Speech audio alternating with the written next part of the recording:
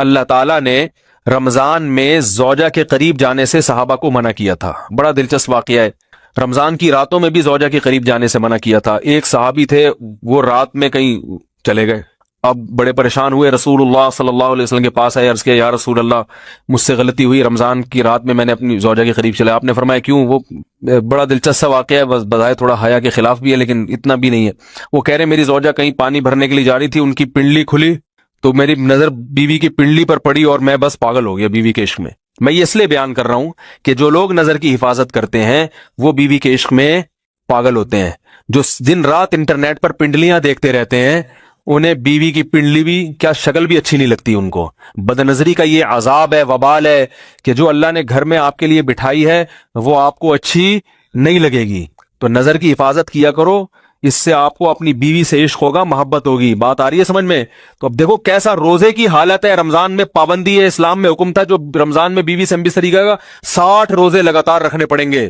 کتنا بڑا جرم، لیکن صحابی سے برداشت نہیں ہوا. صرف زوجہ کے پاؤں پہ نظر پڑی ہے تو وہ کیسے بیوی سے محبت کرتے ہوں گے اور وہ بیوی کے بغیر رہ سکتے ہوں گے.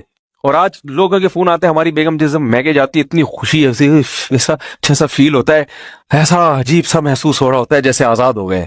تو میں کہتا ہوں ظاہر ہے اب تمہیں موقع مل گیا کنڈی لگانے کا، ٹھیک ہے نا، اور آنکھ مٹکے کرنے کا، تو خوش تو ہوگے.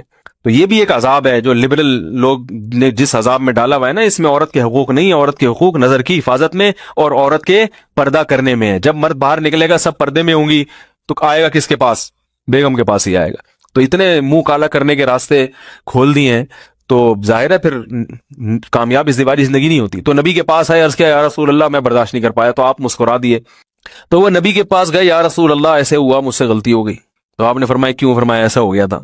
تو آپ صلی اللہ علیہ وسلم نے فرمایا 60 روزے رکھو لگاتار. انہوں نے فرمایا ایک کی طاقت نہیں ہے، اس میں یہ ہو گیا 60 کیسے رکھوں گا؟ نہیں ہے طاقت 60. شریعت میں آپ نے فرمایا ٹھیک ہے پھر 60 غریبوں کو 2 ٹائم کا کھانا کھلاؤ.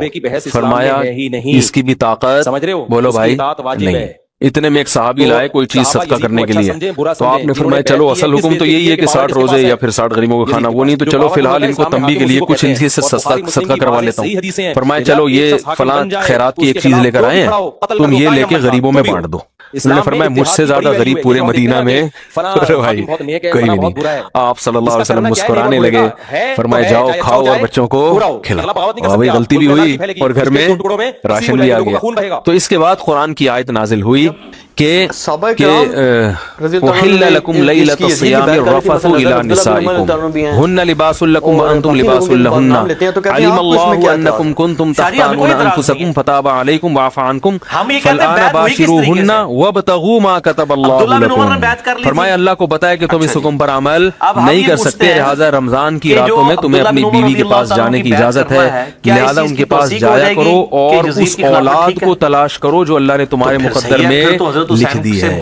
قرآن جہاں بھی بیوی سے ریلیشن قائم کرنے کی بات کرتا ہے اولاد کا ذکر لازمی کرتا ہے، یعنی تلاش کرو اس اولاد کو جو اللہ نے تمہارے لیے لکھ دی ہے.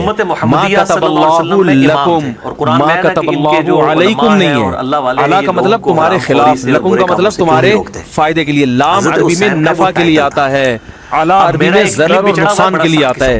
فرمایا یہ نہیں کہ اس اولاد کو تلاش کرو جو بطور پینلٹی کے اللہ نے تمہارے متھے لگا دی ہے، جو اللہ نے تمہارے فائدے کے لیے لکھ دی ہے. اس سے پتہ چلتا ہے اسلام اولاد کی کثرت پہ کس قدر حریص ہے. بات آ رہی ہے اور بھی اس بارے میں آیتیں ہیں قرآن مجید کی، مگر میں اب زیادہ تفصیل میں نہیں جاؤں گا. کچھ آیتیں رہ گئی ہیں، کچھ احادیث رہ گئی ہیں، تو وہ انشاءاللہ پھر اگلے